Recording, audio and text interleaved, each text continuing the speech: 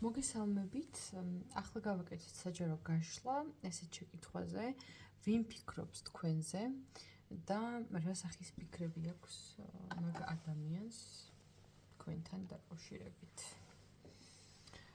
მანამდე მოგიხდით მადლობას თქვენი აქტიურობისთვის, ლაიქებისთვის, გადაზიარებული ვიდეოებისთვის, განსაკუთრებული მადლობა მინდა მოგიხადოთ.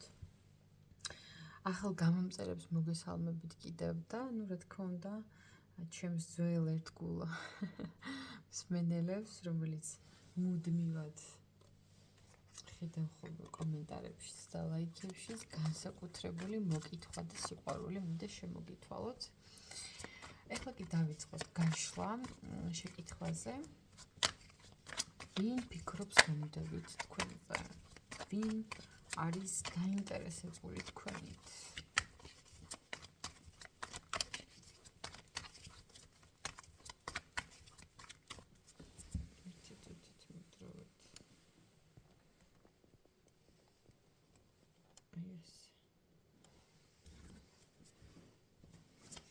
ხელები და ფეხები არ გადააჭერეთინოთ, თქვენ ბარიადულად შეგახსენებთ და ვინ ფიქრობს თქვენზე გამოდრებით? პირველი და მეორე ვარიანტი.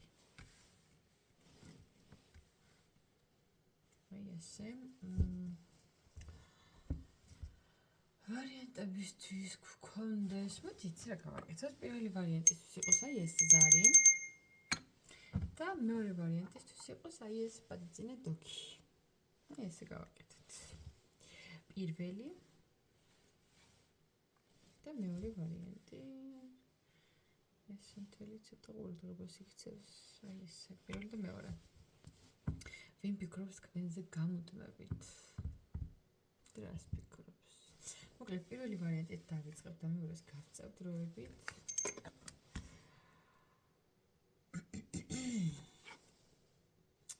ვინ ფიქრობს თქვენზე და ვინმე ხმლების მეფე? ხმლების მეფე ამ შემთხვევაში თავისუფლად შეიძლება აღვქვათ როგორც ჰაერისტიკია, ხო? ან ადამიანი, რომელიც არის ძალიან კაცრი, სიტყვაძუნწი ბუნების ადამიანი. შეიძლება ეს იყოს ადამიანი საკმაოდ კონსერვატიული შეხედულების, ძალიან რელიგიური, რაღაც სტრუქტურულ სამსახურში შეიძლება მუშაობდეს, ხშირად ვიძახი ხოლმე ფორმიანი სამსახური თქვა, იმიტომ რომ ხმლების მეფე არის სწორედ ასეთი პროფესიის ადამიანების სიგნიფიკატორი, როგორიც არის მაგალითად პოლიცია, ჯარისკაცი, ექიმი, ხო, აი ასეთი ტიპის სამსახურების მეხანძრე, ასეთი ტიპის საქმიანობით შეიძლება იყოს ადამიანი დაკავებული, ხო? კარგი, გავიგეთ, რომ ასეთი ადამიანი ფიქრობს თქვენზე. რა სახის ფიქრები აქვს, ან რატო ინტერესდება თქვენით? ამ ხელ დროს რომ გითხოვთ ადამიანს და ხშირად რომ ხართ მის ფიქრებში, რა სახის ფიქრები აქვს?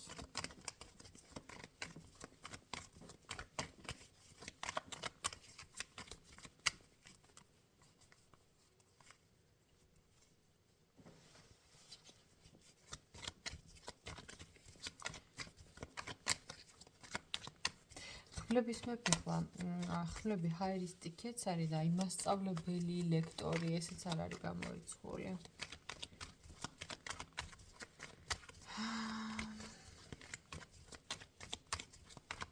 რას ფიქრობს ადამიანი თქვენზე?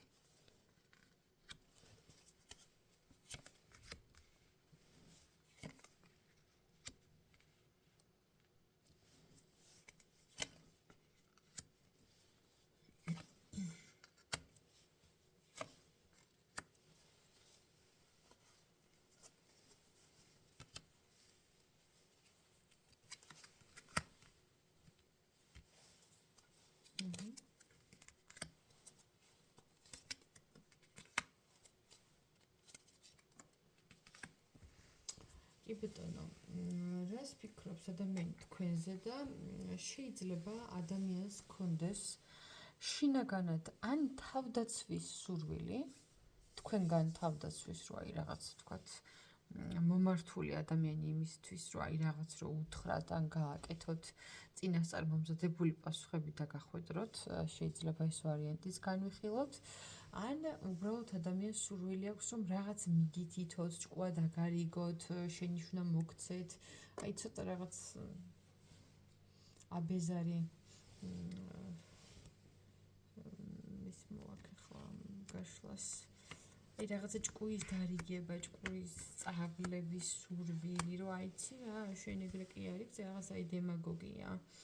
შენ ეგრე რო იქცევი, ეგ სწორი არ არის, ხა მე შენ გეტყვი რა არის სწორი. რაღაცა ესეთი ფიქრებიც შეიძლება ჰქონდეს ამ ადამიანს, აი თითქოს აი აიღებდა თქვენზე მაგ პასუხისგებლობას, რომ აი თქვენი გონება გადააწყოს და გადაგაკეთოთ, იმიტომ რომ აი მაგ ყოლაფრის მიღმა ხო, ანუ რაღაცები რაც არ მოწონს თქვენში, ხედავს ასევე იმასაც, რომ ხართ საკმაოდ შემოქმედებითი, მგრძნობიარე, ემოციური, მზრუნველი, მოსიყვარულე ბუნების ადამიანი და აი ეს თვისებები კი მოსწონს ადამიანს თქვენში, მაგრამ აი თქვენს შეხედულებებს ვერ იზიარებს. ანუ როგორც პიროვნება და ადამიანი თქვენი ხასიათის თვისებები მოწონს, მაგრამ აი თქვენი გონებრივი მხარე, თქვენი შეხედულებები აი ეს არ მოწონს, ძალიან და არ მოწონს თანაც.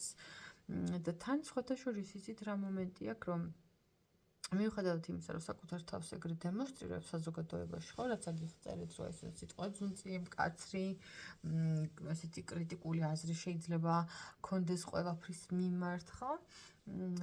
მაგ ყველაფრის მიუხედავად ამ ადამიანის შინაგანი ბუნება სადღაცას გულის სიღრმეში, ხო? არის საკმაოდ ემოციური, ძალიან მგრძნობიარე, შეიძლება ფაქიზი შინაგანი სამყარო გქონდეს, რა სქესის ადამიანიც არ უნდა იყოს, ხო? ანუ რაღაც ერთნაირი ადამიანები ხართ მის აღქმაში, უბრალოდ თქვენ რაც ხართ იმას აჩვენებთ და თვითონ რატომღაც მალავს თავის აი ამ რა ქვია ნამდვილ სახეს, ხო? ამიტომ შეხედეთ ნახეთ როგორ წყულში ამოხვედით თასების პრინცესა და თასების მეფე. ესე ამათ შუაში არის თასების დედოფალი ზოგადად. რაც იმას ნიშნავს, რომ შეიძლება რაკიღა თქვენ ერთი პრინცესაა, მეორე მეფეა და შუალედური რგოლი არის დედოფალი. რაც ამ შემთხვევაში შეიძლება ეს აღუქოთ, რომ აი ასაკობრივი შუალედი და სხვაობა შეიძლება გქონდეთ თქვენ, ხო? შეიძლება ერთი უფრო ზრდასრული, უფრო მეტად შემდგარი კარიერულად თუნდაც, ხო? ანუ უბრალოდ უფროსი ასაკით, ხო? ვიდრე მეორე, ოღონდ ეს სხვაობა, რაღაცა 2 და 5 წელი კი რა, აი კარგად 10 პლუს ну აი რაღაცა 8-10 წელი სულ მინიმუმ შეიძლება იყოს თქვენ შორის სხვაობა ასაკობრივი, თუ უფრო მეტი არა. მაგრამ იცი რა არის, ეს ყველაფერი გავიგეთ. არის რაღაც, რაც მოხდა თქვენ ორში, რაღაც კონფლიქტი, გაურკვევლობა, გავგებრობა და აი ამ საკითხზე ბევრი აფიქრება ხოლმე. ასევე მინდა გითხრათ, რომ ეს ადამიანი გათვალიერებთ სოციალურ ქსელებში აქტიურად, შეხედეთ ამას. სულ ინტერესშია აბა ეხლა სად ხართ, როგორ ხართ, რა დაპოსტეთ, რა გააზიარეთ, რა დასწორეთ და ასე შემდეგ. შეიძლება იყენებდეს ყალბ აკაუნტებსაც იმისთვის, რომ არ ყვევდეს, ხო, თქვენს პირად სივრცეში რა ხდება და თან რაღაცნაირად არის დასტრესილი ეს ადამიანი, რაღაცის ნერვიულობს, განიცდის, იმიტომ რომ აი შეიძლება უწევს რომ შორიდან გათვალიერებდით და რაღაც, მაგრამ ბოლომდე ვერც ეგ ვერ გამოსდით. თან ნერვიულობს ხოლმე იმაზე, რომ შემთხვევით ხელი არ მოუხვდეს რამეზე და შემთხვევით არ შეამჩნიოთ, რომ ეს ადამიანი დაძვრება თქვენს სოციალურ ქსელებში. ეს ერთი. და მეორეს მხრივ აი ვნება აქვს სხვათა შორის ამ ადამიანს ძალიან დიდი ვნება აქვს თქვენთან მიმართებაში, აი პირველ საწყისი ენერგია, ხო? ეს არის სწორედ ეს რომ სექსუალური ენერგია, ვნება, მიზიდულობა, რასაც ვერაფერს ვერ უხერხებს. სხვათა შორის ვიღაცეებისთვის, ეხლა ყველასთვის ხო ვერ იქნება, მაგრამ ეხლა 8 პენტაკლიდან გამომდინარე, ვფიქრობ, რომ ეს სამსახურეობრივ რომანსაც შეიძლება შეეხებოდეს, ეგ რაკაც საოფისე გარემოა, სამუშაო გარემოა და მრავალი თქვენგანისთვის ეს იქნება კოლეგა, სამსახურეობრივი რომანი, რაღაც ან შეიძლება უბრალოდ ეს ადამიანი თანამშრომლიდან გამომდინარე გაიცანით, ხო? თქვენი თანამშრომლიდან რაღაც ხო? აი, რაღაც თქვენი სამსახური არის პირდაპირ კავშირში ამ ადამიანთან. თუ სამსახურებრივი რომანი არ არის, მაშინ ადამიანი არის მოტივირებული და დაინტერესებული იმით, რომ თუ თქვენი შერიგება მოხდება, რაღაცნაირად დაგეხმაროთ იმაში, რომ წინ წაგწიოთ, უფრო განგავითაროთ თქვენს საქმეში, თქვენს პროფესიაში, აი რაღაცა სურვილი იმისა, რომ დაგეხმაროთ, მაგრამ იცოდეთ, ამ ადამიანმა ერთხელ თუ პასუხისგებლობა აიღო თავის თავზე კი რა, პასუხისგებლობა თქვენზე, თქვენს ცხოვრებაში და აი ეგ თუ ერთხელ გაუვიდა, შეიძლება იმ მომენტისთვის დასაწყისში რაღაცა თქვენ სასიკეთოდ გააკეთოს, მაგრამ ეს ადამიანი იმდენად მიდრეკილია იმისკენ, რომ აი აკონტროლოს ყველა და ყველაფერი, რომ ერთხელაც კი რომ მიუშვათ სადავეები ამ ადამიანთან და თქვენ მოეშვათ და ამას მისცეთ უფლება, რომ აი რაღაცა თქვენს ნაცვლად გააკეთოს, იცოდეთ, რომ აი უნდა გადააბაროთ მთლიანი პასუხისგებლობა ამ ადამიანს. ხა მე ვალდებული ვარ რომ გითხრათ, თუმცა არის რაღაცა ხალხის კატეგორია, რომელსაც ეგეთი ქცევა მოსწონს და პირიქით ძალიან მისაღებია პარტნიორისგან. ჩემთვის ხა ეს ცოტა შეურაცხმყოფელიც კია. იმიტომ რომ მე აღვქვავ რომ ანუ ხა ეს ჩემი სუბიექტური აზრია, თქვენ როგორც გირჩევნიასა, თქვენ როგორც მოგწონთ, ის თქვენ თვითონ უნდა გადაწყვეტოთ, მაგრამ მე არ მომწონს ესეთი დამოკიდებულება, ჩემთვის ეს ცოტა ტოქსიკურობის ნიშანია, ჩემი სუბიექტური აზრით, მაგრამ თქვენთვის შეიძლება აბსოლუტურად მისაღები იყოს, ხო? ყოველ შემთხვევაში მე გაგიჟღერეთ რეალურად მისი ზრახვები, ფიქრები და პერსპექტივები და მოდი მე მინდა ვიკითხო, გადმოდგავს საერთოდ ეს ადამიანი რაიმე ნაბიჯს თქვენთან ურთიერთობის დასალაგებლად, დასაწყობად, რა ვიცი, აქ ახლა ესეთ ფიქრებშია და ბობოქრობს და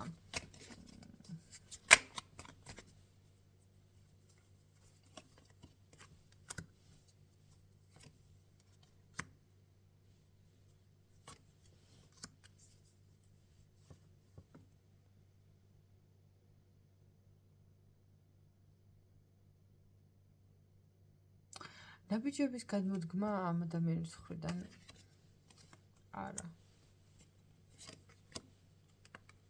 არა, იმიტომ რომ ეშინია განსჯის. იმიტომ არა, რომ ელოდება ასევე ადამიანი თქვენი მხრიდან ნაბიჯებს, რატომაც ეგრე წარმოუდგენია, რომ თქვენ შეიძლება გადადგათ რაიმე ნაბიჯი. ოცნებობს იმაზე, რომ რაღაცა შემთხვევითი შეხვედრა გამოგივიდეთ, აი შემთხვევით მაინც რომ გადაეყაროთ ერთმანეთს თუნდაც ქუჩაში. აი გათვალიერებთ ისტერიულად. აი, მაგრამ რამდენი სტალკვა, სტალკვა, თვალიერება, თვალთვალი და ამ ადამიანისთვის თქვენ ხართ ისეთი თავისუფალი, ისეთი ლაღი, აი სუფთა თავისუფალი სულის მქონე ადამიანი ხართ მის თვალში და აი თქვენი თავისუფლება არის, რასაც შემონატრის ადამიანი, ხო? იმიტომ რომ თვითონ აი გითხარით ყველაფრის რაღაცა გაკონტროლების სურვილი, ყველაფერი იცის, ყველაფერი ამან უნდა გათვალოს, გააკონტროლოს და ხო ხვდებით რა და აი თქვენ რაღაცა ლაღი ხართ და სამყაროს თქვენს მფარველ ძალებს, ანგელოზს ხო რო ენდობით, აი ეს არის მისთვის ცოტა წარმოუდგენელიც კი, რომ აი როგორ შეიძლება რომ ადამიანი იყოს აი ესეთი ლაღი, თავისუფალი, ბუმბულივით თავისუფალი და ბუმბულივით მსუბუქი სულის ადამიანი. ეხლა ეს მსუბუქი ამ შემთხვევაში რაღაც ქარაფშუტა კი არა, აი უბრალოდ აი თქვენში არის აი რაღაცა სიმსუბუქე, რაც მას ძალიან ხიბლავს, ხო? იდეაში ეს იყო პირველ ვარიანტი, რაც შემეძლო რომ ამ გაშლით თქვენთვის მეთქვა. მე ახლა თქვენ და დაგემშვიდობოთ და ნელ-ნელა გადავიდე მეორე ვარიანტზე. თან შეგახსენებთ რომ დალაიქოთ და კომენტაროთ, თუ კი მოგეწონათ ეს ვიდეო, თუ კი რეზონირდა, თუ კი საინტერესო იყო თქვენთვის და პირადი კონსულტაციები ვისაც გსურთ, უნდა დამიკავშირდეთ ნომერზე 511 14 91 78. ეხლა კი გადავიდეთ ჩემს ძვირფას მეორე ვარიანტზე, რომელიც აგერ უკვე 15 წუთია გველოდება.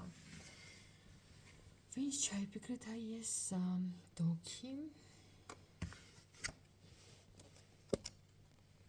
ой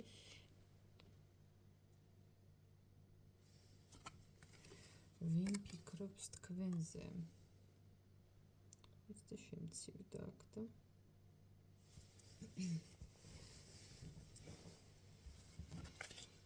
ვინ ფიქრობს თქვენზე? ну ჯერ დავიწყოთ აქ რაც გვაქვს და შემდგომ დავამატებ. ადამიანი რომელიც არის ძალიან პასუხისმგებლიანი, ადამიანი რომელიც საქმეს უფრო წინ აყენებს ვიდრე მის გრძნობებს, ემოციებს, ადამიანი რომელიც ფიქრობს რომ გრძნობები მნიშვნელოვანია, მაგრამ უნდა მოქმედებდეს გონების კარნახით. ну მის ცნობიერება ასე მომართული ცხოვრების ამ ეტაპზე ყოველ შემთხვევაში. ეს არის ადამიანი, რომელიც არის გადამწვარი, გადაღლილი. აი ყველაზე და ყველაფერზე პასუხისმგებლობა ამას აქვს აღებული. შეიძლება მე ესე ვფიქრობ, ეს შეიძლება იყოს განქორწინებული ადამიანი, რომელიც ან ახლახანს დაშორდა თავის პარტნიორს, ან განქორწინება განუცდია თავის ცხოვრებაში. ერთხელ მაინც ხო?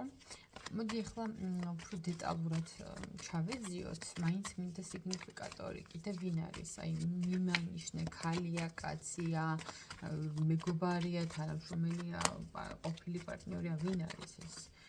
ხო, უფრო მეტად ამ ვარიანტში. მეორე ვარიანტი ვინ ინტერესდება მეორე ვარიანტით?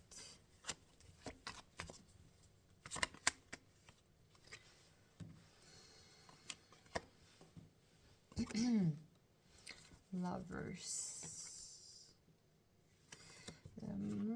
ну lovers შეყვარებულები შეიძლება ეს თქვენი ყოფილი პარტნიორიც იყოს, არ გამოვრიცხავ. ადამიანი, რომელთანაც ძალიან დიდი ქიმია, მიზიდულობა და სექსუალური ტოლვა გქონდათ. თქვენი ყოფილი პარტნიორი, რომელთანაც აი ამ ნაწილში საკმაოდ კარგი შეთავსება უნდა გქონოდათ. აი ესეთი ადამიანი ფიქრობს თქვენზე. იმიტომ რომ ისევ აქვს ბნება თქვენთან მიმართებაში, მაგრამ ნუ ჩავეძიოთ უფრო დეტალურად. ასაკის ფიქრები აქვს ამ ადამიანს თქვენზე, რა არასვენებს, რა ფიქრებს, რა ღელვა განცდებშია. მეორე ვარიანტი ასაკის ფიქრები.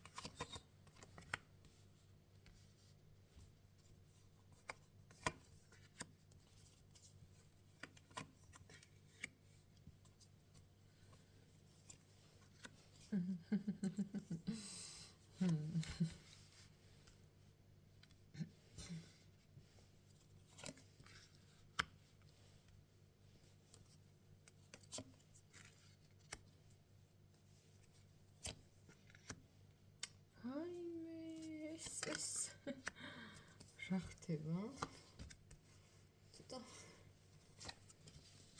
ცოტა უხერხულიც კი იქნება ამის გაჟღერება, მაგრამ მაქსიმალურად ტაქტიანად ვეცდები.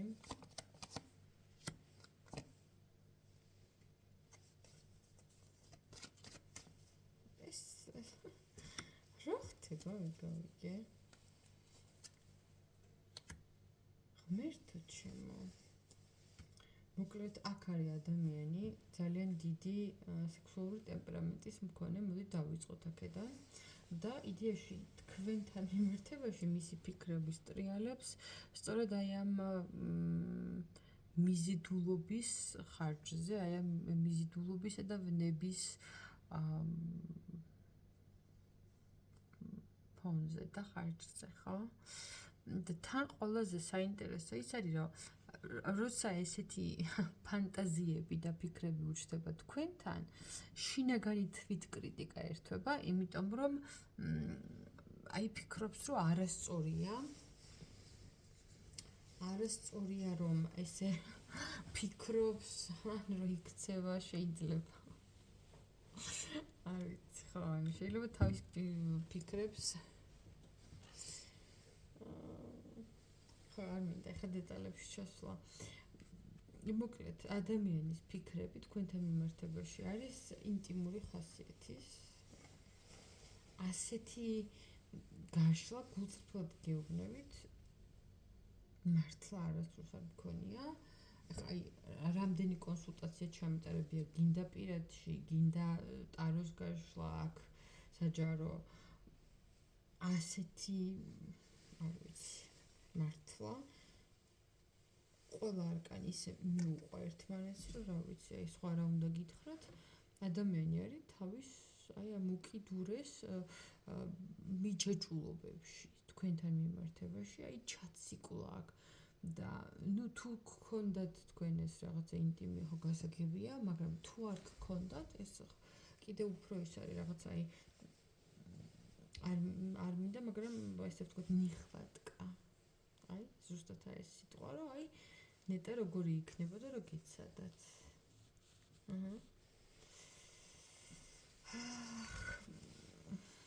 და თან ამ ყველაფერთან ერთად ადამიანი ფიქრობს იმას, რომც მოვიდეს და რომც შემოგთავაზოთ, ხო? აი ეხლა ამ წუთას ამ ეტაპზე რა სიტუაციაც გაქვთ შექმნილი. ფიქრობს უბრალოდ ეს ადამიანი, რომ თქვენ მას არ მიიღებთ, რომ უარს ეტყვით და ეს ადამიანი დარჩება ცარიელ ტარიელი, ასე რომ ვთქვათ რა. თქვენგან უარყოფილი. ესე გონია.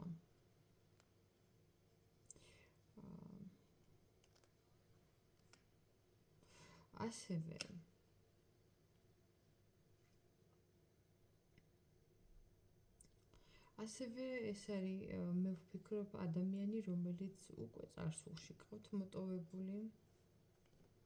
თან აი თქვენ იცი როგორ ხართ, აი თქვენ გააგრძელებთ თქვენი ცხოვრება და არც გახსენდებათ, არც გეფიქრებათ.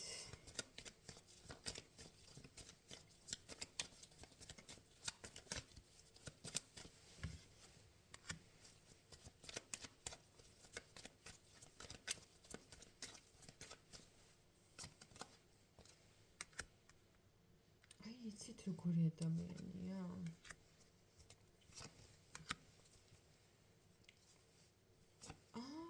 მოიცადე ერთი წუთი.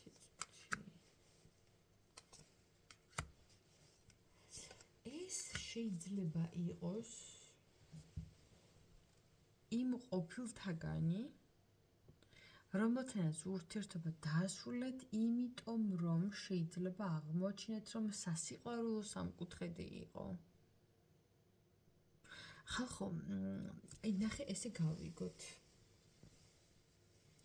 თუ კი თქვენ იყავით რაღაც ურთიერთობაში და აღმოაჩინეთ, რომ ეს ადამიანი თურმე დაქორწინებული ყოფილა და თქვენ გაწყვეტეთ ურთიერთობა, ერთი ეს ვარიანტი შეიძლება იყოს, მეორე ვარიანტი, ანუ ეს სასიყვარულო სამკუთხედში ვიღაცეებისთვის ეს იქნება ესეთი ამბავი, რომ შეიძლება ეხლაც დაქორწინებული იყოს, მაგრამ საერთოდაც არ ქონდეს აი ეს სამხელა ქიმია და მიზიდულობა თავისი ამჟამინდელი პარტნიორის მიმართ და მაინც თქვენზე იფიქრებოთ, ეს ვარიანტიც შეიძლება იყოს.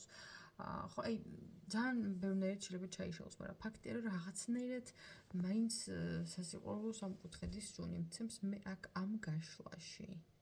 კი აუცილებლად.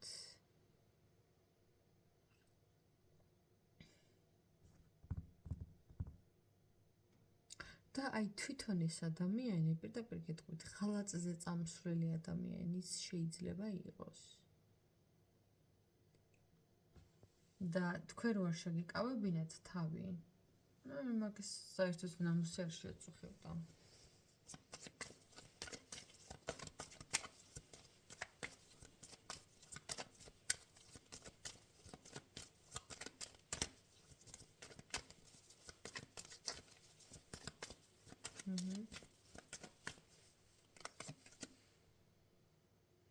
ხო, თქვენ იმდენად სასურველი ხართ ამ ადამიანისთვის და ადამიანს აქ იმის განცდა, რომ აი თითქოს სამყარომ შანსი მისცა თქვენი სახით, იმიტომ რომ შეიძლება ყოველთვის ქონდა ადამიანს სურვილი და ოცნება, რომ თქვენი ტიპაჟის ადამიანთან ქონოდა რა ურთიერთობა კომუნიკაციის შემდეგ და აი რომ მიეცა ეს შესაძლებლობა, შეიძლება ეს ადამიანი უკვე აღარ იყო თავისუფალი, როცა თქვენ აი მისი ტიპაჟის ადამიანი გამოჩდით, ხო, მასთან ცხოვრებაში, მაგრამ აი ადამიანი ფიქრობს მაგას, რომ აი როგორ სურვილი კი შეუსრულდა თქვენი სახით, რომ თქვენ მის ცხოვრებაში გამოჩდით ზოგადად, მაგრამ აი უდროო დროს რა, როცა უკვე აღარ ქონდა იმის შესაძლებლობა, რომ მას მიიღეთ და დაეწყო თქვენთან ღირსეული ურთიერთობა.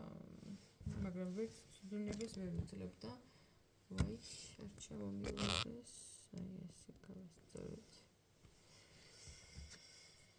ასე ჩემო ძვირფასებო.